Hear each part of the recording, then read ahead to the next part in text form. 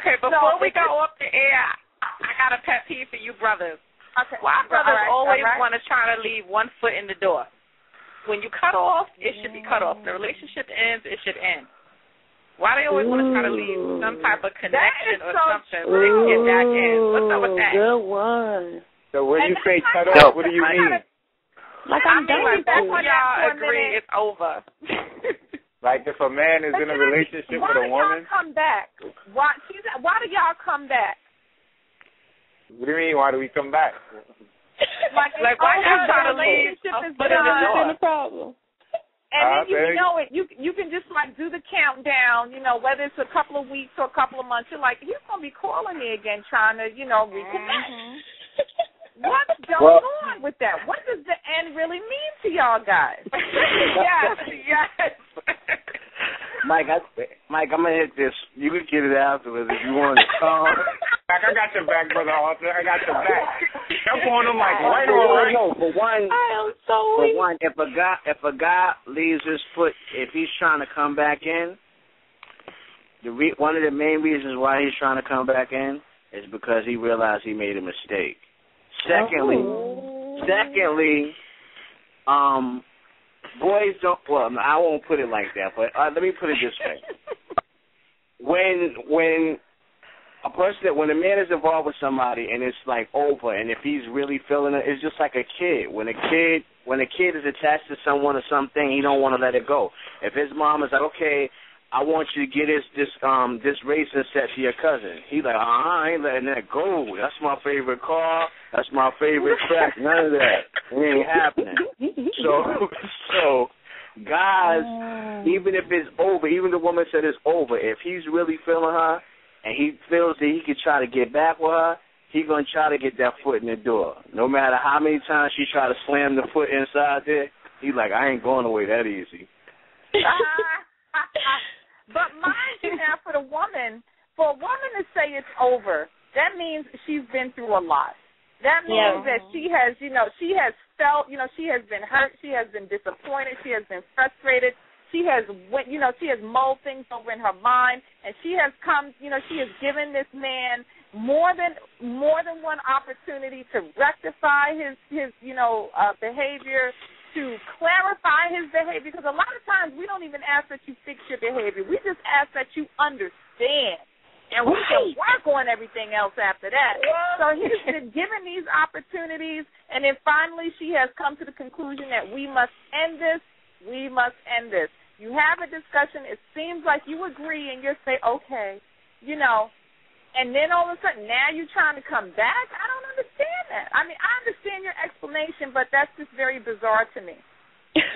Well, I'm going to say it like this. Can we keep it real for a second? Just for a quick second. Keep it real, please. Keep it real. We're going to keep it real for a quick second. Keep it real. Keep it real. Just keeping the foot in the door, it all depends on the situation and the woman we're talking about. Because some men keep their foot in the door as, this is just going to be my booty call. And if she responds, she responds. If she responds, she responds. And I'm good with that. And so we can't forget that factor on top of what Art was saying. And also, so now that makes if a woman's going to keep answering, then the man's going to keep calling. Plain and simple. He's like, okay, she called me back, or so as long as the door is open just a crack, just a little bit of light coming through, God gonna try to slip in there.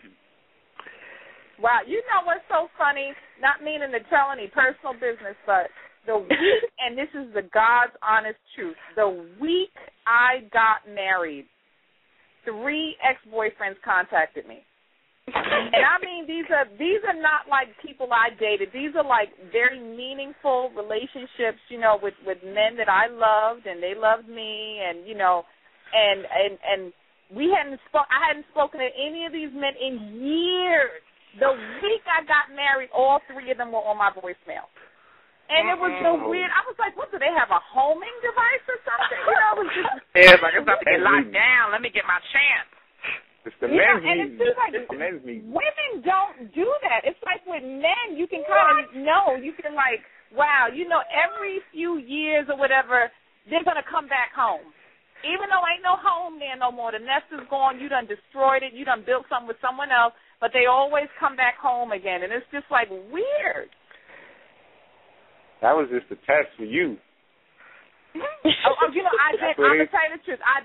I did feel like it was a test from the universe. I swear to goodness. I was just like, wow. I was like, God, you funny. You funny, right? God, you funny. You said 3 people called, right? 3 people called. Trials come in numbers of 3.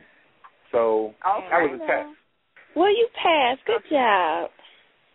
Look, I hope so. But once again, it's back to that. It was my first week of marriage. So it shouldn't have, things should have been great. And I think the same thing when you first meet someone, or before you get into that relationship stage or whatever. If it ain't right, it's never going to be right, because that's when it should be good. Mm-hmm. But anyway, we're getting off the topic. So another pet peeve. Can I talk about this for a minute? And this once again has to do with the workings of the male brain. And I put this on my Facebook page actually a couple of weeks ago. This is my pet peeve. Whenever I ask a man, what are you thinking about? And they say nothing. I used to think that they were holding back, that they didn't want to talk. And the reality is that there is nothing. And I like, how is there nothing? Like, what's wrong with you? I'm gonna take a stab at this one real quick. That's to me that's an easy one, because okay. a lot of times, again, we had talked about this before. It depends on. It's not what you ask. Sometimes it's when you ask it.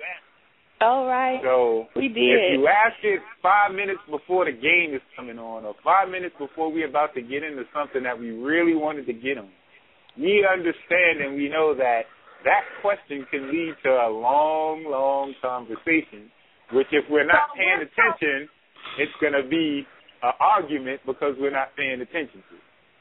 So we're talking about deliberate selfishness. Huh? No, we're talking about deliberate selfishness. We're talking about wise planning. We're like, okay, we're weighing it out like, okay, she wants to know what am I thinking at this moment. If I tell her I'm thinking nothing, it's a problem. If I tell her that I'm thinking about something frivolous, or it might be a problem, So it's almost a no-win situation sometimes. So it's like, all right, nothing. I feel that. Let's move on to or it's all right. I'm not really thinking about nothing. Or the other side of it is we haven't really developed it in our minds yet, as far as it could be just a random thought. Nothing of importance. Nothing of substance, nothing of circumstance. So the nothing doesn't necessarily mean that it's absolutely nothing, but all of those just previous nothings that I mentioned, or nothing worth talking about.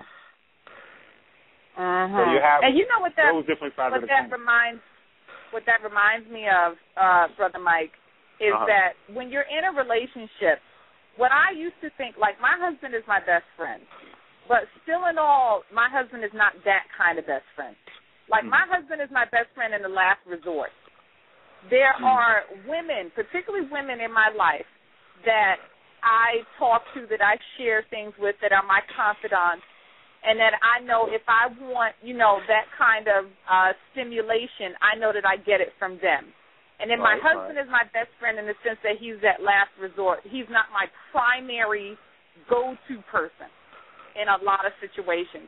And I think, like, just looking at, the differences between men and women, a lot of us, we have to realize that when we're in relationship with, if you're a woman and you're in a relationship with who you perceive as your best friend, it doesn't mean that you're going to get 100% of your best friend needs from them.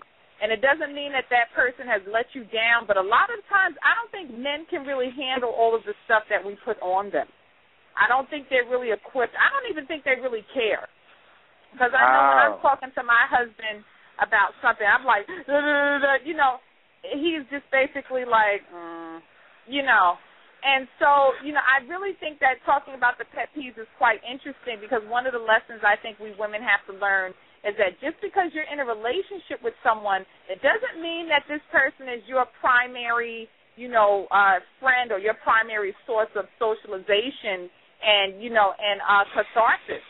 You still need, other friends that you probably will turn to before you turn to this guy. And it's okay because he's your partner, not your girlfriend. You still need your girlfriend. Definitely still need, because you're still, even though you're in a relationship, you still are, each one of the person is an individual. So you have to respect that about each other and say, okay, maybe this is something that, if I know this person doesn't like talking about a certain thing, I shouldn't force them or make them seem less of a person because they're not into that. You're not into that, they're not into it. But at the same time, the balance of it is, as in a relationship, there are times where you have to lend that person the ear because you know that's something that may be important to them. So it's still, it's a balance in that. It's true. You know what? We have a caller, and we're going to introduce them. Hi, welcome to Inspirit Talk Radio. Hello? Hi, yes, you're on the air. Who are we Hi. with? Hi, this is Shirley.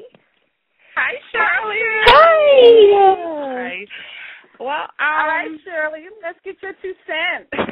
Well, I got a couple of things. I mean, we're going to backlog it to, I guess, over an hour ago. There was just a couple of things that just came up. One of the things, going back to Dominique's comment about the lower back hugs and all that, I have to agree with what Oscar was saying that a man is not going to go as far, it's only going to go as far as you let him. Mm-hmm. And a lot of that comes with the perception you give off, because if you know me, and Zanella and Tawana know me, I'm not that kind of girl, and everybody just kind of knows that. And it's funny because Tawana and I recently had a conversation similar to this, and I am in the entertainment industry, and I'm also in business. And I deal with actors, I deal with managers, I deal with, producers, directors, music people, all types of people. So, it just, when you give off, people kind of know more or less, okay, she's not the one. And I'll be on set and everybody will go give hugs and do this, and they'll kind of know, now Cheryl, we'll give her a pound. Oh, hey, Cheryl, how you doing? Because that's what I put out there. I put out there that, yes, I'm friendly, yes, I'm professional, yes, I'm this, but no funny business. Because when you give off that, and you just kind of have to learn that, and that comes with life experience, in my opinion. But I think in general, people just kind of read that energy off of you. And then it's not always negative, sometimes it's just like, I'm very direct and to the point, and I'm not the giggly kind of girl. I would tend to agree with that. So that's one thing. And then again, with when Zanella brought up the communication thing again, when she said she asked her husband what's wrong, and he's, what are you thinking about? And he's like, nothing, and you find it really is nothing.